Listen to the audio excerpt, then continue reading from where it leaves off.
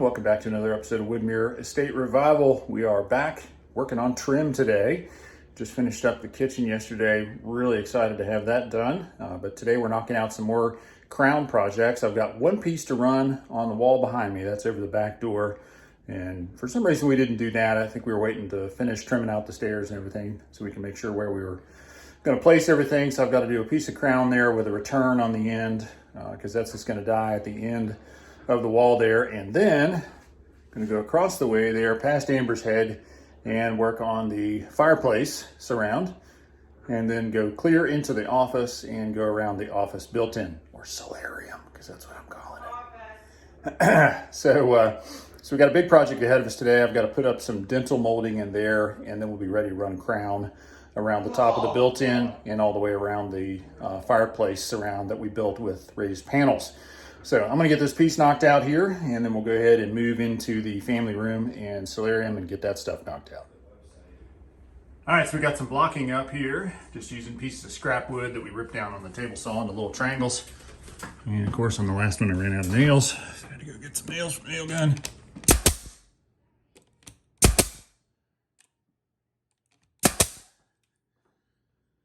So we're firing nails up into the top plate, and then that holds these little blocks in place. That way when you're going across with your crown, you don't have to worry about trying to hit a floor joist above, or a ceiling joist if you will, and just makes it a lot easier to attach everything. Then I just take my pencil and make just a faint little mark on the wall just underneath the block there, and that way I know where to put my nails once I get my piece up there. So I'm gonna go ahead and get me a piece cut down, and we'll get it coped, get it nailed up, and then we'll make our return. All right, so we got a piece ready to go up here. This end is coped, and this end has our return on it. And I went ahead and used some CA glue outside, glued this in place, that way we don't have to worry about trying to hold it and shoot a nail through my finger trying to get it on the end. So it's glued up and ready to go. Did you just say shoot a nail through your finger? Yeah, I'm recording. Okay. Say hello. Oh, there's no phone. Sure. Here's this.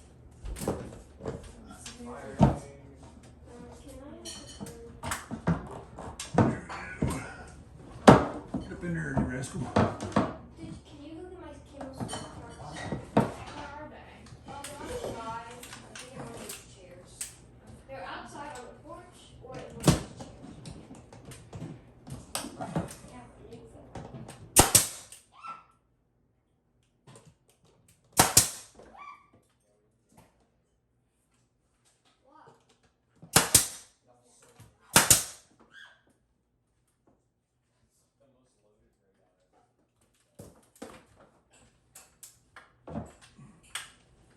Can help if this wall is a little bit twisted, or the ceiling, or something, because nothing wants to get together quite well here.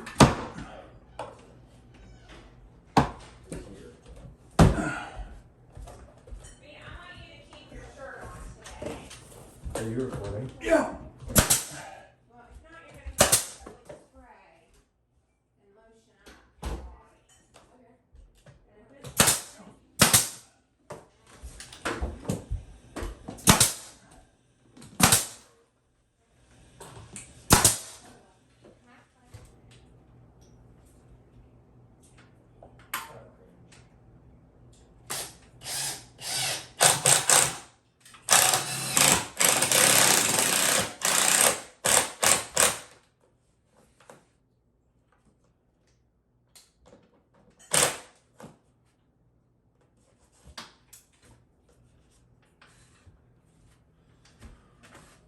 Sometimes you got to run a big trim screw in it.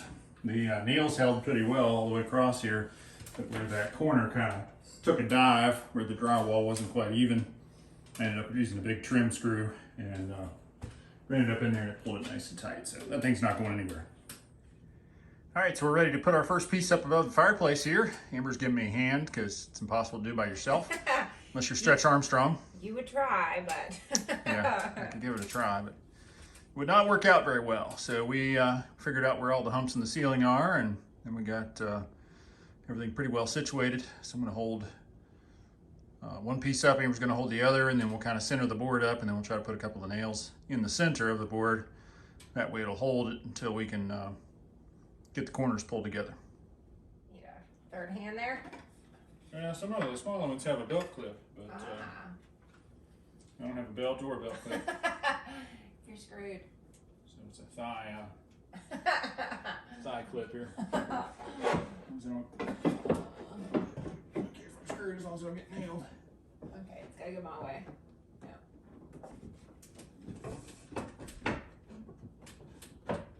Looking good here. I can pull this together. Oh, maybe just sort of maybe a speck long, but I don't actually. Come back to me a little if you want. I think I can't even push it. Actually, that's good. Sure. Are you good? Yeah. Okay. Yeah. All right. Nail it.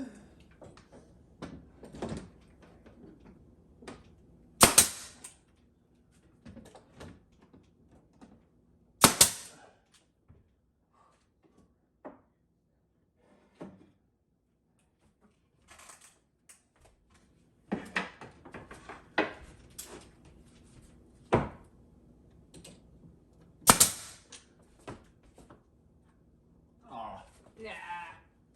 Come on, man. So sometimes when you're working with crown molding, you run into a situation where there's a hump in the ceiling.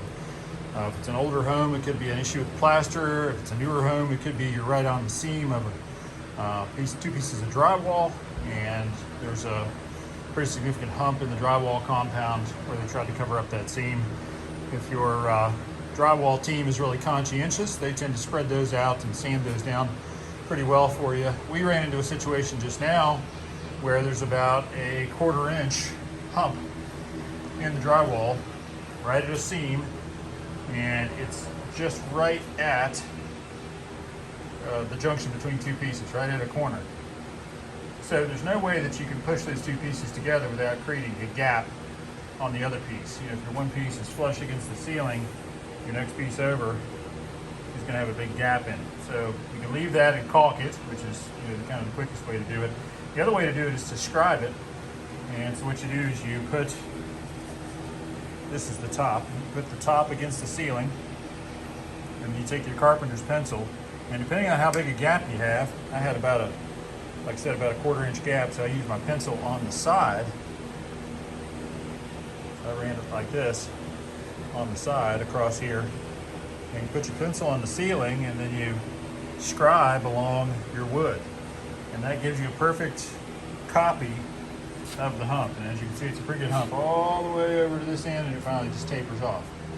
And the way I like to do it is I make sure that there's an equal gap between the two ends. So let's say there's a hump, even if it's like halfway or 3/4 across the piece, I'll make sure that the distance between this tip and the ceiling and this tip in the ceiling is even, and then I scribe all the way across, and that makes sure your piece is tight and flush and keeps it fairly level across there. So now what I'm going to do is use the grinder with the flat disc, and this is the same one that we use to do all of our coping, and then we'll just grind along the back where it meets the ceiling until we meet that pencil mark all the way across here.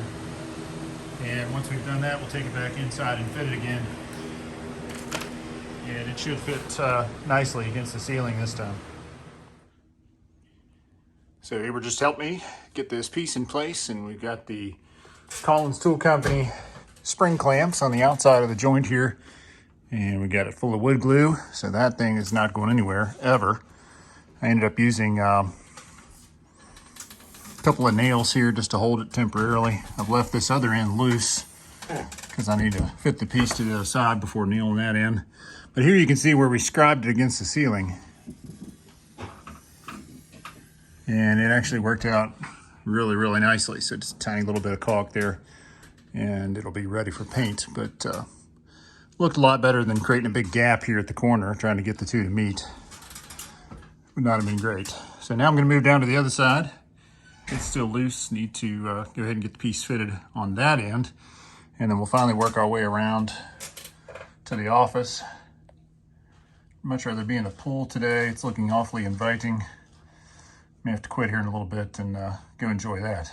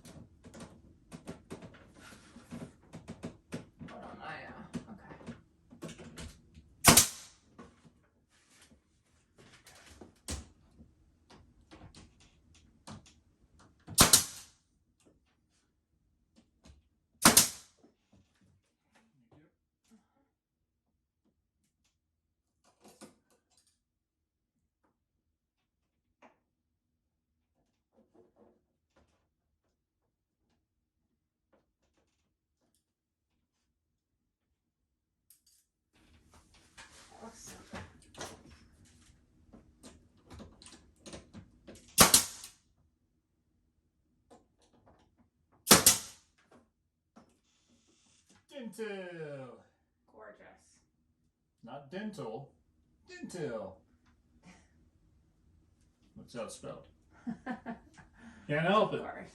D-E-N-T-I-L. It's weird. Looks like teeth. Yes. It's probably Latin or something. Dental. I don't know. All it is, it looks pretty. So, do we have to let that dry before we can put the... No. Okay. It'll set up in about 10 minutes. All right. Go ahead and get our corners done for the next section. Okay. And they'll come around.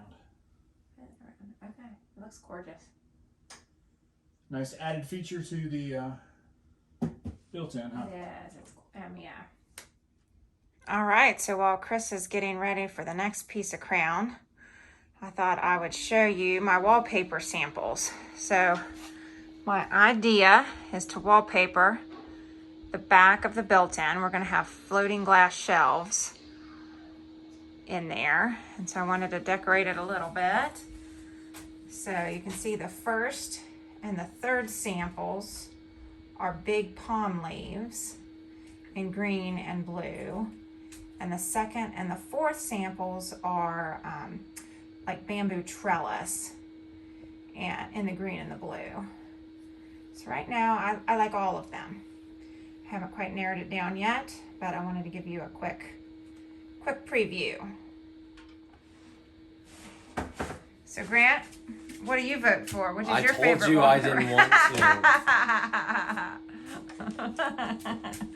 Are you embarrassed? No, I just don't want to do it. Do you like any of the wallpaper?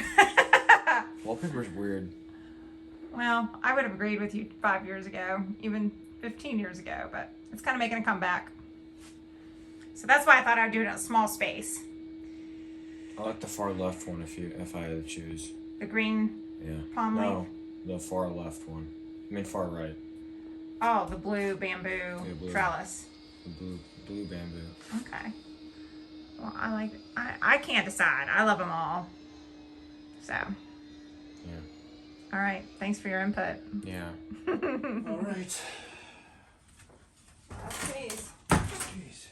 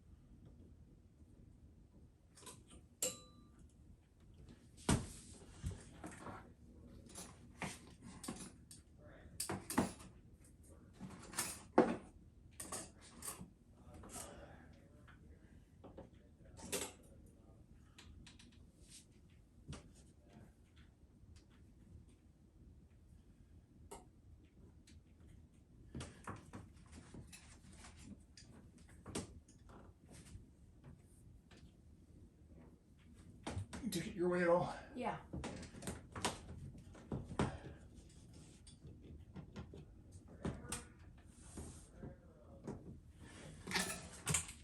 You kind of push it this way when you nail it. Yeah.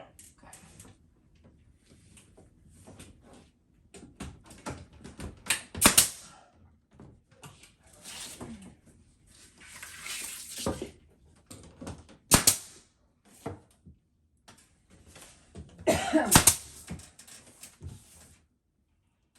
Why they've been called. It looks really pretty. I know it's frustrating, but.